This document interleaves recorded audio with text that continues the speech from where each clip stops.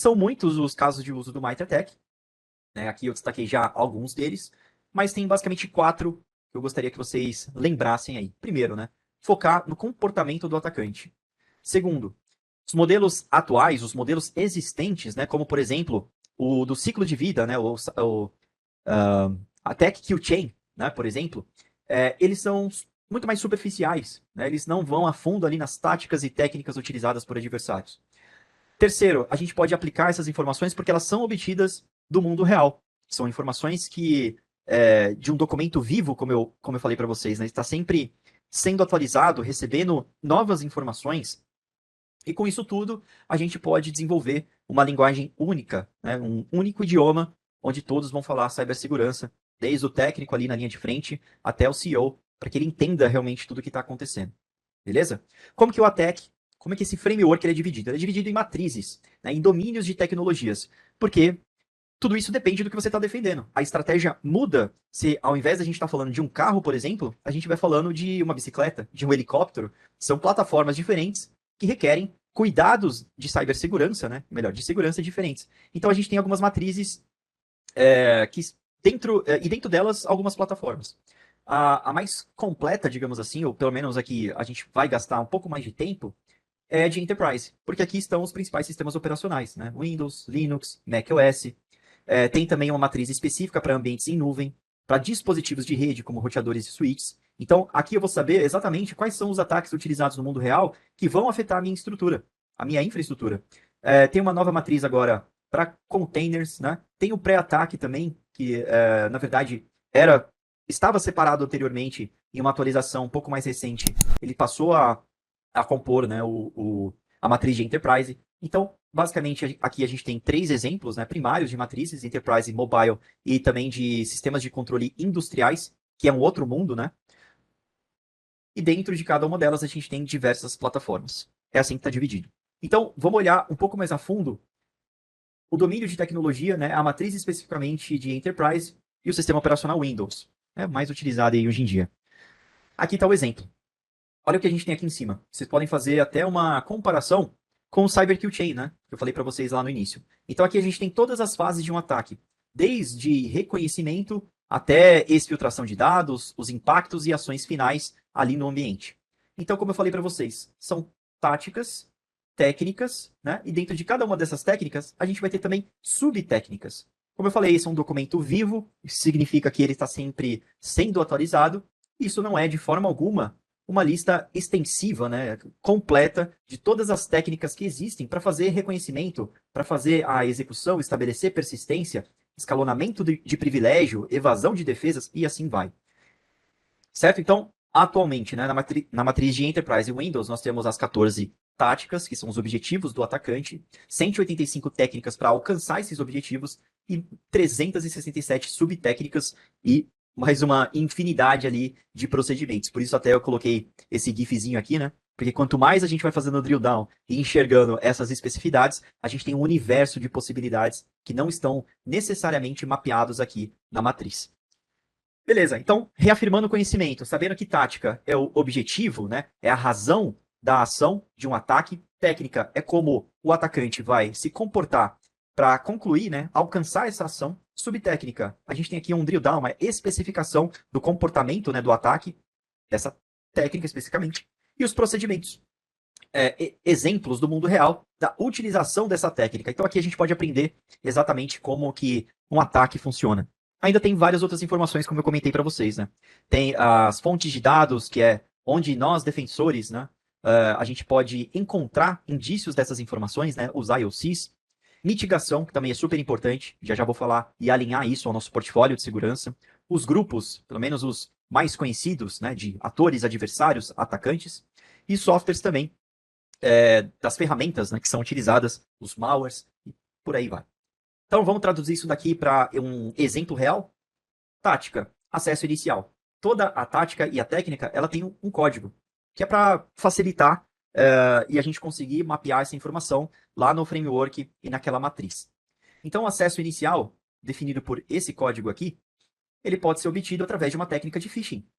Acho que todo mundo sabe o que é o phishing, né? Ou já deve com certeza ter recebido um phishing. Se você caiu é outra história, mas que você já recebeu, eu tenho certeza absoluta. Só que existem várias técnicas de phishing, né? Pode ser por engenharia social, ou pode ser por exemplo, as subtécnicas que o Maitre Attack está mapeando aqui. Então tem um spear phishing. Qual que é a diferença de spear phishing para phishing, né? Spear é como se fosse, na tradução um pouco mais literal, né, uma lança. Então é um phishing muito mais direcionado, né, para um alvo em específico. Então uma técnica de spear phishing com um documento anexo, ela está mapeada e explicada através desse ID aqui especificamente. Então, se por acaso você não sabe o que é, tem um documento e um mapeamento lá explicando como que isso acontece, como que pode ser feito. Pode ser também através de link, através de algum serviço. Então, tenho todo o mapeamento aqui. Procedimento. APT29 tem um grupo que usa técnicas de spear phishing por e-mail com arquivos anexos para entregar exploits para acesso inicial nos computadores das suas vítimas. Então, olha que interessante. Já tenho tudo isso daqui mapeado em um caso de mundo real. Se eu estou preocupado, por exemplo, com a ação desse grupo, se seu chefe te perguntou, sei lá, Maurício, especialista em segurança aqui da empresa Acme, nós estamos protegidos contra esse grupo que está atacando geral, chamado APT29, o que você vai responder? Muito provavelmente você vai falar, não sei, preciso pesquisar. O MitraTech é um bom ponto de partida para que você conheça quais são as táticas e técnicas e consiga fazer um mapeamento aí do seu ambiente. A gente pode utilizar dessa forma. Perfeito? Bom, conhecendo os TTPs, a gente pode entender melhor os mecanismos de defesa, né? Ou seja, as formas de mitigação. Existem 42 conceitos de segurança que são utilizados como forma de prevenção. Há uma técnica de ser executado com sucesso. Como que a gente pode evitar que essa técnica seja bem sucedida? Conceito importante: mitigar não é eliminar o risco. Até porque o risco ele não é eliminado, né? Ele é reduzido. Então, quando a gente fala em mitigação, a gente está falando em aliviar, diminuir o risco, certo? Isso é muito importante. Tem alguns exemplos aqui, mas vamos colocar no mesmo caso de uso que a gente estava falando para ficar mais fácil. Tática, novamente, acesso inicial. O que isso significa? Como é que o atacante vai ter acesso inicial a uma rede? Vou utilizar a técnica de phishing, com uma subtécnica de phishing direcionado com um arquivo malicioso anexo. Perfeito. Criei meu arquivo malicioso, programei meu phishing e mandei lá para minha vítima. Como é que essa vítima, né, essa organização, vai poder criar mecanismos de proteção? Bom, muito fácil. As mitigações, elas podem ser, inclusive, as mesmas, né, para várias técnicas diferentes. Então, muitas vezes vocês vão ver essas formas de mitigação se repetindo. Porque antivírus e anti-malware, eu não vou utilizar somente contra uma técnica de phishing, né?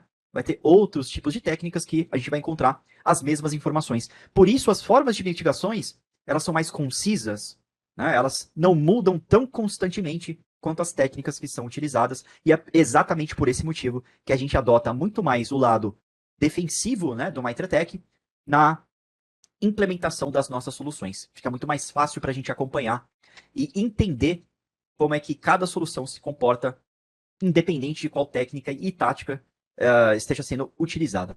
Beleza? Então, em um ataque de phishing, nesse caso, phishing direcionado com arquivo anexo, eu vou recomendar uma solução de antivírus e anti-malware. Por quê? Para tentar fazer a quarentena de um arquivo suspeito. Né? Mas se esse for um arquivo zero day, se eu não tiver a assinatura conhecida desse arquivo, eu não vou conseguir bloquear, vou precisar aqui muito mais do que assinatura. Mas perceba que, embora a gente esteja falando de antivírus, que normalmente tem esse tipo de função, né, por detecção baseado no que ele já conhece, aqui a gente vai precisar expandir um pouco esse conhecimento, porque não temos só antivírus, mas temos também anti-malware. Então, o que ele está querendo dizer aqui é o seguinte, cara, não é só a assinatura desse e-mail, né? Vamos tentar automaticamente colocar esse arquivo suspeito em quarentena, não necessariamente ele é conhecido, então subentende-se, e a forma correta de ler essa informação é que essas soluções possuem também mecanismos de detecção comportamental.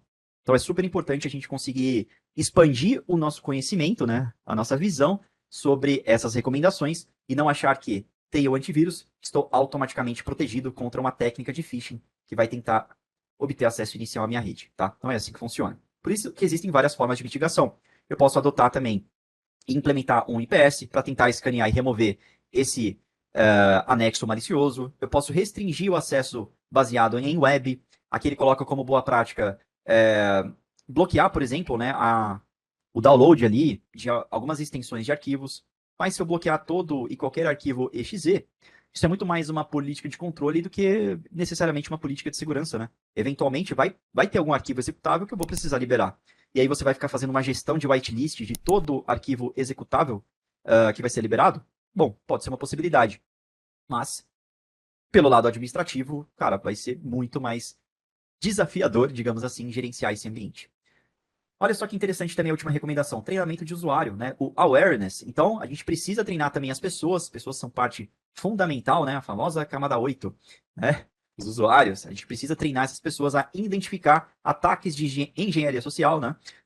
E phishing, principalmente por e-mail, para que elas não cliquem em qualquer coisa. E aí, cara, independente das ferramentas que você tem acima, se você conseguir treinar muito bem o seu usuário a não clicar nesses links, isso vai ser muito mais eficiente do que qualquer outra ferramenta. Beleza? Software. Bom, existem vários softwares de uso comercial, privado, open source, né, publicamente disponível. Aqui eu cito alguns, né? Metasploit, super famoso, super conhecido, Mimikatz também. Alguns softwares de utilidade podem ser utilizados, né, para obter conhecimento à sua rede, como o Nmap, na fase de reconhecimento, justamente. Enfim, a gente tem esse mapeamento também lá na infraestrutura do Mitre, tá? E a gente pode associar esse software a grupos, né? Os adversários conhecidos, e saber quais são as táticas e técnicas que eles utilizam para conseguir proteger melhor o nosso ambiente, certo? Então, sabendo disso, aqui tem um exemplo, né? APT29. Tem outros nomes, né? Outras associações e descrições para esse grupo. APT29 também é conhecido, né? Um grupo russo, atribuído, né, ao governo russo desde 2008, mas é também conhecido como Cozy Bear ou Cozy Duke, né? E aqui, ó, olha que legal, as técnicas que eles utilizam no domínio Enterprise, a gente já sabe o que é, a gente tem aqui o ID de uma técnica e o nome, né? Abuso de mecanismo de controle de elevação, muito provavelmente elevação de privilégio administrativo, né?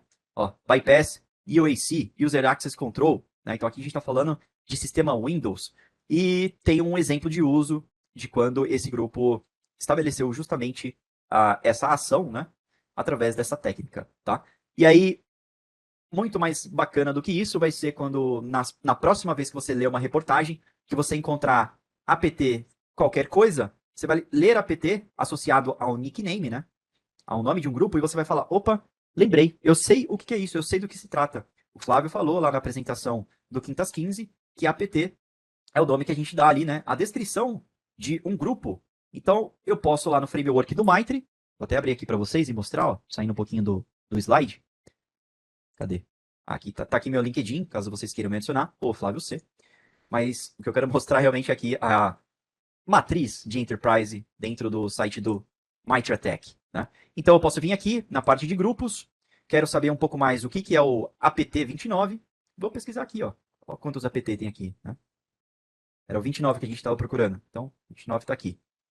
Todas as informações aqui do APT. Quando foi a última vez que foi modificado, inclusive até as pessoas que contribuíram. Você, inclusive, se você tiver informações sobre grupos de hackers, novas táticas e novas técnicas de ataque, você também pode contribuir para o MitraTech, porque, como eu falei, é uma base aberta, né, colaborativa.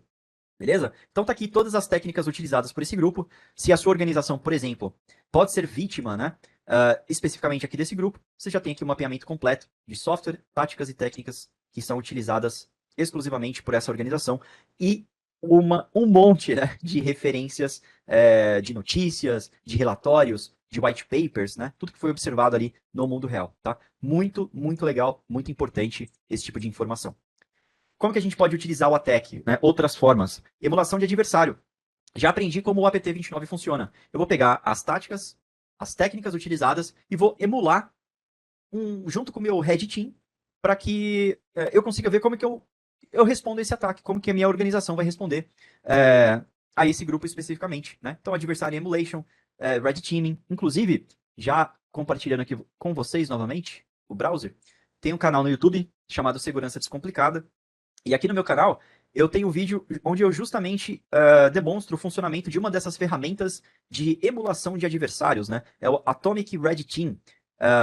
Muito legal, vídeo curtinho aqui, de 7 minutos, onde vocês podem ver e aprender como é que essa emulação, né, de um Red Team ou de táticas e técnicas específicas de algum grupo funciona, tá? Tem também ali no framework do Mitre, depois eu mostro para vocês, deixa eu ver se eu consigo achar aqui. Não sei se vai estar aqui nesse site especificamente, mas tem o Navigator. Deixa eu tentar achar aqui. Mitre Attack Navigator. Olha que legal. Tem essa matriz de uma forma editável, né, digamos assim. Então vocês podem criar aqui camadas. Selecionar aqui Enterprise. E aqui, ó, a gente pode, por exemplo, ir marcando e fazer um highlight aqui de todas as camadas, selecionar um filtro, né, por sistema operacional. Eu vou tirar aqui, vou deixar só o Windows, vai ficar um pouco mais fácil, né, menos informação aqui para a gente ver. Mas além de filtrar pelas plataformas, né, sortear aqui em ordem alfabética, colocar um esquema de cores diferentes, né, eu posso criar filtros específicos aqui também. Eu posso expandir ou então fazer colapsar, né, essas informações das subtécnicas, né, para ficar mais fácil ali eu conseguir identificar, mudar o layout aqui de demonstração. Enfim, tem bastante coisa que eu posso pesquisar. O que eu queria mostrar aqui para vocês, deixa eu ver se eu acho aqui nos controles. Controles de camadas, de pesquisa. Aqui, de pesquisa. Deixa eu tirar esse daqui. Beleza. Posso pesquisar por técnicas específicas, mas eu posso pesquisar por grupos também, né? A gente estava falando do APT29. Deixa eu ver se eu acho aqui APT... Vou colocar qualquer outro. Aqui, o APT29. Perfeito. Então, aqui eu já tenho mapeado. Ele já faz um highlight de todas as técnicas que são utilizadas por esse grupo. Posso pegar essa informação, levar para o meu SOC, por exemplo, e falar, galera, quero saber se a tática de discovery a gente consegue se defender, né? Ou ao menos identificar se por acaso o APT29 obter acesso à nossa empresa, se eles conseguem fazer um process discovery. Temos essa capacidade. Além disso, né? Esse é um exemplo, né, dos casos de uso, como eu estava demonstrando ali para vocês. Mas isso pode ser utilizado também como um assessment de defensivo, né? Uma avaliação de lacuna defensiva. Uma avaliação da maturidade do meu SOC, enriquecimento de inteligência de ameaça cibernética, né? Então, olha aqui que interessante. Testemunho de clientes, né? As lacunas que são identificadas, elas são úteis como uma forma de priorizar investimento para a melhoria de um programa de segurança. Então, por exemplo, se eu vi aqui que o APT29, para fazer o acesso inicial, eles usam phishing, né? Ou então ali, serviços externos de... Serviços remotos externos, né? Na verdade, esse daqui. Então, eu posso clicar aqui, por exemplo, né? Sei qual que é essa tática, vou lá na matriz do Maitre no site novamente para coletar mais informações sobre essa técnica especificamente, e eu vejo se eu tenho alguma forma de mitigação existente associada a essa técnica, né? E se eu tenho os produtos dentro do meu ambiente que vão conseguir proteger, ou ao menos identificar, quando isso daqui for utilizado e de uma forma maliciosa. Então pode ser usado dessa forma também. Produtos de segurança semelhantes, eles podem ser comparados com um modelo comum de comportamento do adversário para poder determinar justamente essa cobertura, né, antes de uma decisão de compra.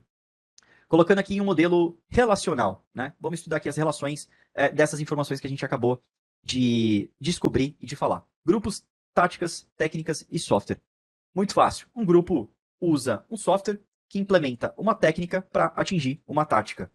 O APT28 vai usar, por exemplo, a ferramenta Mimikatz, que implementa a tática de credential dumping para conseguir a tática, né? O objetivo final de acesso inicial. Como é que a gente pode evitar que isso aconteça? Vamos bloquear o acesso não autorizado. Isso pode ser feito através de uma solução de múltiplo fator de autenticação, por exemplo.